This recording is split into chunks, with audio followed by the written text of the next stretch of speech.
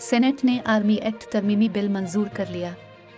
Chairman senate Sadiq Sanjrani की सरबराही में senate का इजलास हुआ, जिसमें वजीर दिफा ख्वाजा आसिफ ने आर्मी एक्ट तरमीमी बिल मंजूरी के लिए पेश किया, जिसे ऐवान ने मंजूर कर लिया। बिल के मत के मुताबिक कानून के मातहत फौजी एहलकार सियासी सरगर्मी में हिस्सा नहीं लेगा।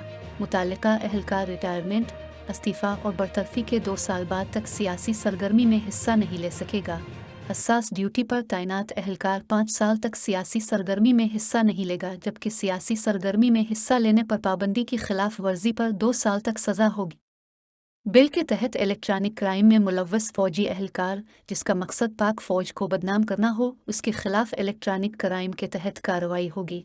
आर्मी एक्ट के तहत कोई एहलकार अगर फौज को बदनाम करे और उसके खिलाफ नफरत फैलाए, इसे 2 साल तक कैद और जुर्माना होगा। बिल में कहा गया है कि सरकारी हैसियत में मुल्की सलामती और मुफाद में हासिल मालूमात के गैर मजाज इंकिशाफ पर 5 साल तक सख्त सज़ा दी जाएगी। पाकिस्तान और अफवाज पाकिस्तान के मुफाद के खिलाफ इंकिशाफ करने वाले एहलकार से ऑफिशियल सीक्रेट एक्ट और आर्मी एक्ट के तहत निपटा जाएगा।